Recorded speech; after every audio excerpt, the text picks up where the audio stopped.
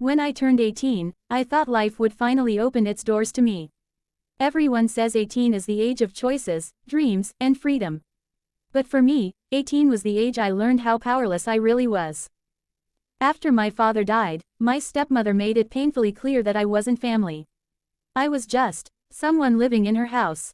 Someone she had no patience for, no love for, no reason to keep. I still remember that night, the night everything changed. She came into my room with her usual cold smile. "Get ready," she said. "Someone is coming to take you."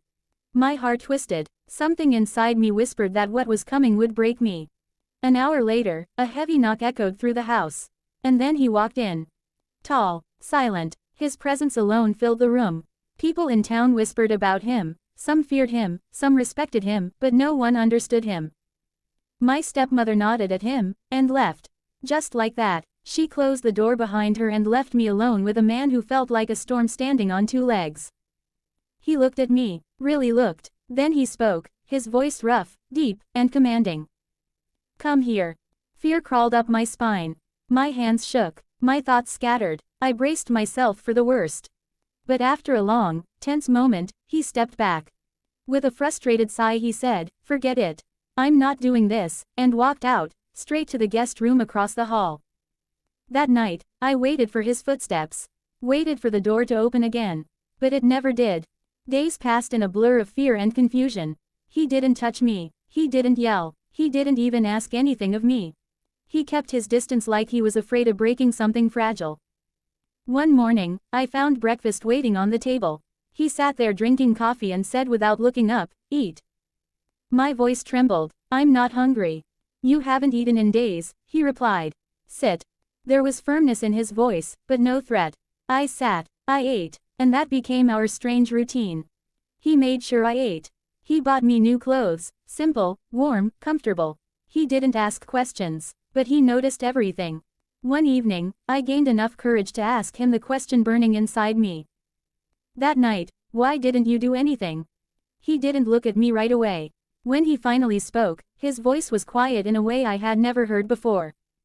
"Because I'm not the kind of man people think I am. I don't hurt girls who already survived too much." His words broke something inside me, something I didn't know was still holding on. Days turned into weeks. Once, I mentioned I used to love reading, before life turned cruel. A week later, he brought home a stack of books and left them on the table silently. Another day, he noticed me staring out the window, longing for something I couldn't explain. Instead of yelling, he asked, "Do you want fresh air?" And he took me to a quiet park, where I breathed freely for the first time in months. He wasn't soft, he wasn't gentle in the usual way, but he was steady, solid, like someone who had learned pain the hard way. One night, when the silence felt too heavy to endure, I knocked on his door with trembling hands. He opened it, confused. "What's wrong?" I swallowed hard. I can't be alone tonight." For a moment he didn't move. Then he stepped aside. "You can stay. I'll sleep on the couch." And he did. I slept peacefully for the first time in forever. The next morning, he was still there. Still keeping his word. Still keeping his distance. Weeks later, I finally asked the question that haunted me most. "Why did she give me to you? My stepmother, why?" His jaw tightened. "She didn't see you as family. She saw you as a solution to her problems. But you're safe now. As long as you're here, no one will hurt you." His voice didn't shake. His eyes didn't turn away. He meant every word. And that's when I realized something. Family isn't blood. Family is the person who steps into the fire for you when everyone else has already walked away. Months have passed since the night I thought my life was over. But now I see it differently. I wasn't handed to a monster. I was handed to someone who, broken as he was, chose to protect me when he had every chance not to. He still sleeps in a separate room. He still keeps his distance. But he makes sure I eat, that I breathe, that I remember I matter. I don't know what the future holds for us. I don't know if two damaged souls can build anything together. But I know this. He gave me back something I thought I lost forever.